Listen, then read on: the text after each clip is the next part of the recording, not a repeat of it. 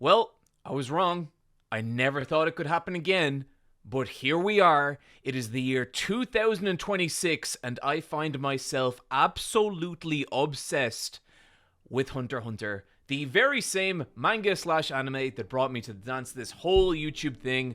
I might be more invested in where Hunter x Hunter is right now than I ever have been in the history of its lifetime. And that is insane because this is probably my favorite shonen series of all times. There's like the nostalgic picks like Dragon Ball Z and Yu Yu Hakusho, which is also a Togashi series. But now that I really stand back and I look at Hunter x Hunter, I look at where it is, I look at its best arc, and I look at what's happening right now, and it becomes very difficult for me to argue that Hunter x Hunter is not the GOAT. And the Succession War, the current arc, is a huge part of that. And I want to use this video to explain why that is. But I also want to know I'm going to be doing everything I can to avoid spoilers. Now look, there will be some in terms of how far we are in the manga, but the main characters, Gon and Killua, not even going to talk about them. Not even going to mention them this video. And the reason why is a part of why this is just one of the most crazy and ambitious arcs in any anime I have ever experienced. And the reason I say that is because the absolute balls of this arc, the sheer scale of everything happening and the different layers and factions and characters and motivations all churning in this giant pot of battle anime goodness, it's genuinely unlike anything I've ever read, and I just really want to talk about it.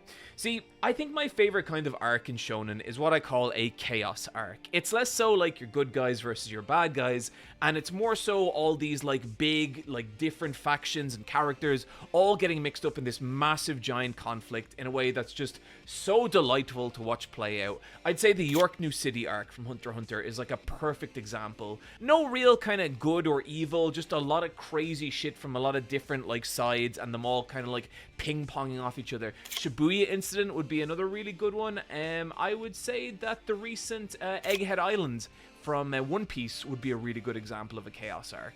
But the Succession War arc in Hunter x Hunter is just something else entirely. So I'm going to start explaining what it is, and I'm going to zoom in on a part of it so we can kind of gradually pull out and I can convey to the non-Hunter x Hunter readers what's happening. Okay, so you have this prince, Serdinik, or at least that's how I think his name is pronounced. I've never actually seen anyone pronounce it in real life, so I'm probably wrong. I don't care.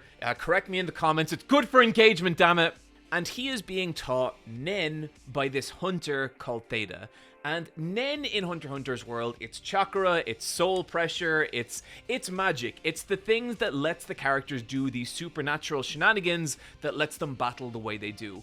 But there's a problem. See, Theta is a member of the Hunter organization, and the main criteria, it's a little more complicated than that, for being accepted into the Hunter organization is that you discover Nen on your own, basically. So you're able to discern that this magic system exists, it's a secret from the rest of the world, and you're able to reach a certain level of proficiency with it. But this prince, for reasons we'll get into, has recently discovered that Nen is a thing, and so he wants Theta to teach him about it.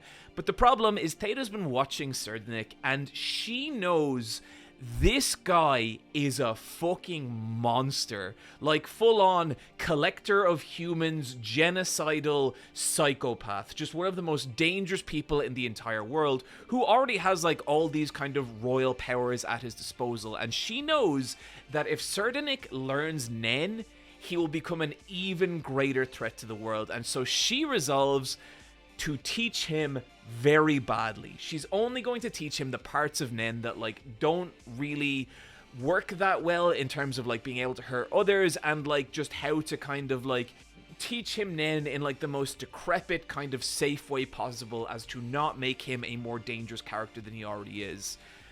But there's a problem. Serdinik is the most freakishly generationally talented person in learning Nen that there has ever been. This motherfucker is grasping principles of Nen in like hours that it took Gon and Killua like days or weeks or months to get their heads around. And it's like Theta is like trying to teach him as slowly as possible, but every time she teaches him a new principle, he just grasps it immediately. And like to the point that she starts getting really, really scared, because like even Gon and Killua were meant to be like these ultra talented people for like, you know, picking up Nen, but that's nothing compared to this guy.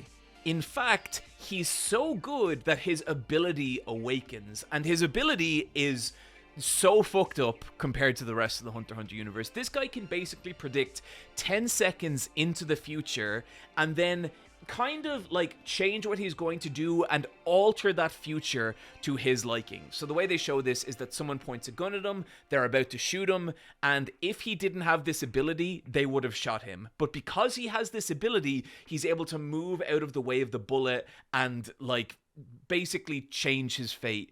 Now, it's also more complicated than that, and the fucked up thing is that this ability is only at the beginning of its development, and so it's possible when it fully awakens, this could be a full-on Gojo scenario where just killing this guy becomes nearly impossible. And Serdenik is advancing so fast in Nen that he's starting to become suspicious that Theta is teaching him badly on purpose. And the moment he realizes that, Theta is fucking done. Meanwhile, Theta knows this is happening, and there's this whole psychological game of cat and mouse happening between the two. And it's just beautiful. It's just like incredibly tense character-based storytelling, and you really feel like you're on the edge of a knife reading it. But if Serdenik wasn't bad enough already, something else has started to happen. His Nen Beast has awakened, and a Nen Beast is kind of like a stand from JoJo's, except it's completely independent of the user, to the point that the user can't even see the Nen Beast. The Nen Beast has separate, different abilities from the user that it will use to protect the user, but the user can't control them, it can't, like, access those abilities themselves. It has no idea what its Nen Beast is or how it works, but other Nen users can see those Nen Beasts. So on top of being this fucking nightmarish, see the future, genocide freak, he also has an invisible ghost beast that is guarding him at every moment. And that is one tiny fragment of what's happening in the Succession War, okay? Because Serdenik is actually one of 14 different princes, okay? And each of these 14 princes went through this seed urn ritual, and that is what gave Serdenik his Nen Beast, but those 13 other princes also all have Nen Beasts, all with different abilities, each prince not knowing what the other Nen Beasts do, and all of them becoming these dramatically powerful and very dangerous in a lot of ways individuals. And it's called a Succession War because the entire idea behind this arc is those 14 princes all engaging in this giant game of death aboard this ship, the Black Whale.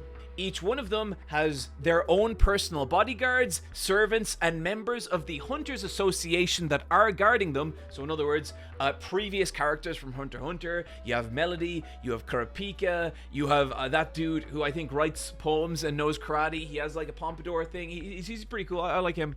And some of the Nen Beast's abilities are so fucking insane. Like that of the second prince. By the way, the princes, a bunch of them are ladies. They're not all men. They're just all called princes.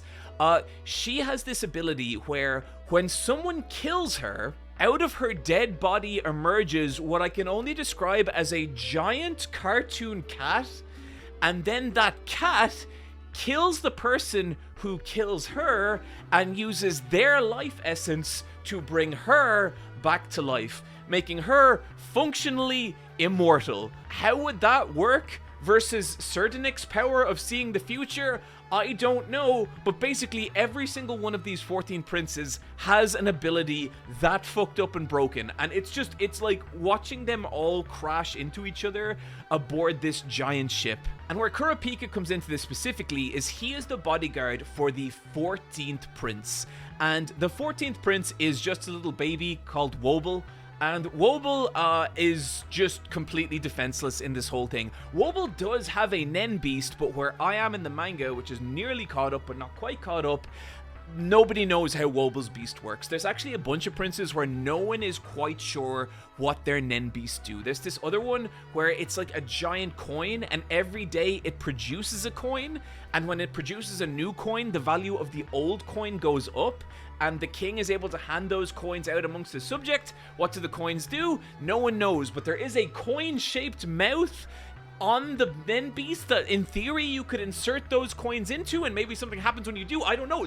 It's crazy. It's all fucking crazy, and I love it. But Kurapika, knowing that his prince is the most vulnerable, because as the 14th prince, it also has the lowest number of bodyguards and the lowest number of resources, knows that he's got to even the playing field somehow. So what he's actually done is contacted all 14 princes and been like, hey, listen, we hunters have access to this thing called Nen. I will teach you and your guards Nen if you want to learn it. And he's done this because he wants to level the playing field between all the princes so that his Prince Wobble has a chance to survive. And it leads to this just insanely like political, just like very like strategic, like what happens Kurapika when 3 princes call him at once, and he knows answering one phone means not answering the phone to the other 2, which will automatically be taken as a declaration of war, and he just gets put in all these insane scenarios. Meanwhile, when Kurapika is teaching these Nen classes to all the different guards,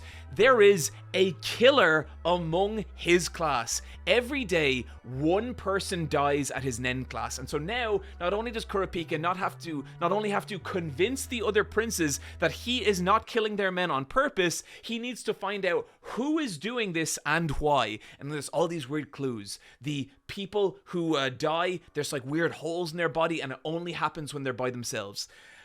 That is what is going on in the Succession War arc.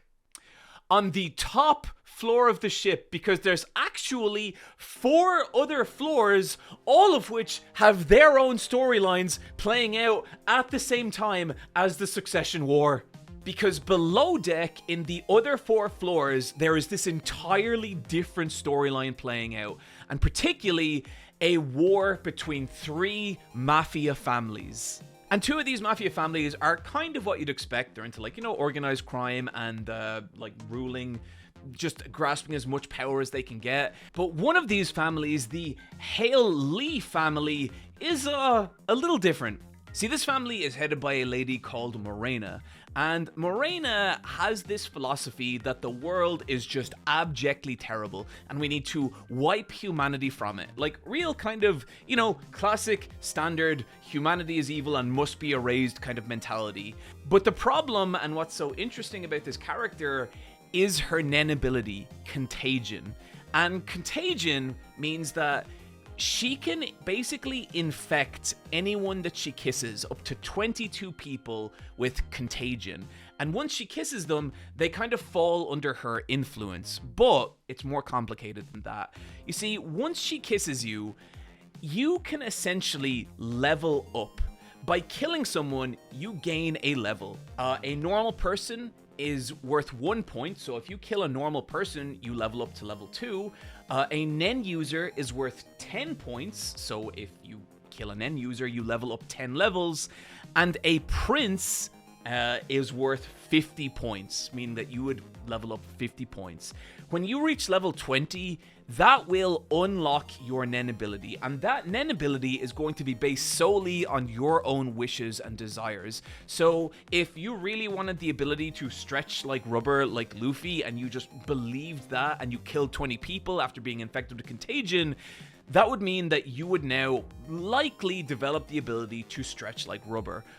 But where things get really fucked up is that when if a person reaches level 100, they get the ability to now create their own Contagion web. So in theory, what Morena could do is infect 22 people with Contagion, then those 22 people could reach level 100, and now each one of those people can infect 22 more people, and then that multiplies and multiplies and multiplies until the whole world is infected by Contagion. And that seems to be how she wants to wipe humanity from the earth. It is a utterly terrifying power, and I am so fascinated because what it means aboard the ship right now is there's a bunch of random serial killers running around killing people, and there's hundreds of thousands of people aboard this ship and no one knows what's happening, and it's just evolving into pure chaos.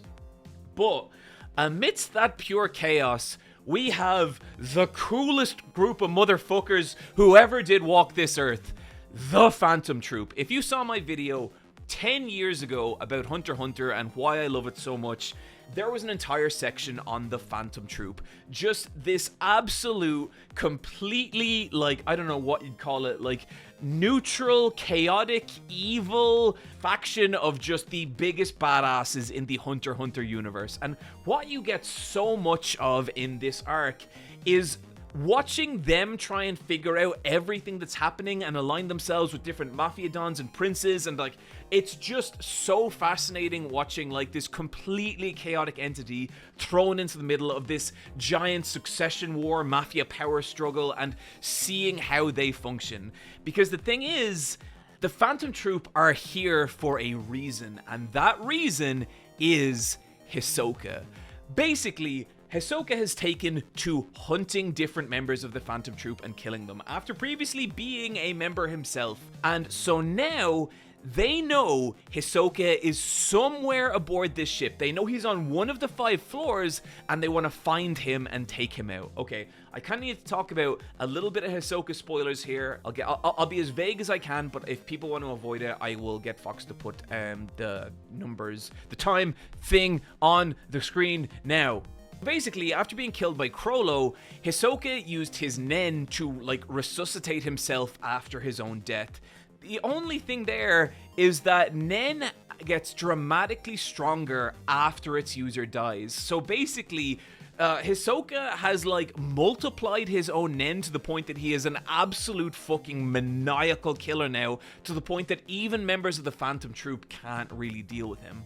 And Crollo knows this, and so now what Crollo is doing is not only is he playing off the different like Mafia families to try and figure out where Hisoka is, and he's like looking for all this information and kind of just doing his own shit, he is also committed to stealing the seed urn and other relics of the Kakian royal family so that he can get powerful enough to take out Hisoka. This is all happening during the Succession War, during this epidemic of serial killers, during this Mafia power struggle, all aboard this gigantic, fucked up ship. And I would say that if you enjoy the Phantom Troop just being the coolest, most badass motherfuckers on the planet, this arc is an absolute delight. We even get a Phantom Troop backstory, and it turns out the reason they're called a troop is because they used to host little tokusatsu read-along plays as children, which is just, that just kind of breaks my heart. But okay, everything I just described, it's even so much more intricate and dense than that, because so much of this arc is new characters being introduced, new factions who have to like navigate their own way. Like one of the, there's this like little 3-person cell in one of the Mafia families, and like they're all different Nen users. One uses their blood, the other can punch people and make them tell the truth, and the other can transform animals into machines. Or machines into animals, but the machines still retain their original function. I promise it's so much cooler than you think it would be, and they're fucking great. Another is like a squad within the Royal Army who are aware of how fucked up and crazy everything is, and they just want to like look out for each other, you know. And it's all so maddeningly chaotic as you're seeing like different allegiances like build up and break down between different people. Like a bunch of the Mafia family heads have ties to the Kakian royal family, and there's even like all these secret passages for getting from one floor to the other, and it is sheer chaos, but it is so goddamn good.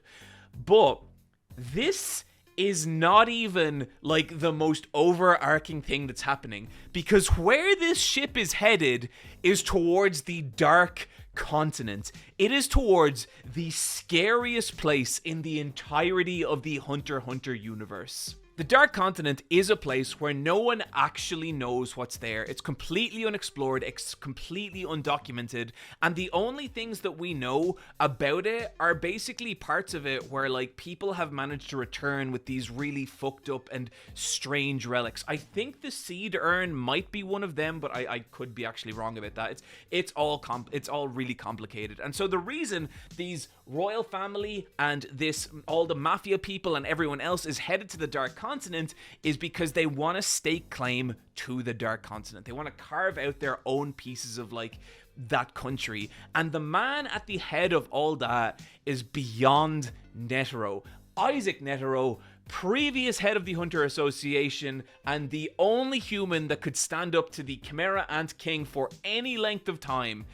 It is his son, and we know that motherfucker has some crazy weird plan to the whole thing. We just don't know what it is. Meanwhile, also the basically Hunter Association supernova super bosses are also all aboard, or most of them are, and they are all trying to keep him captive.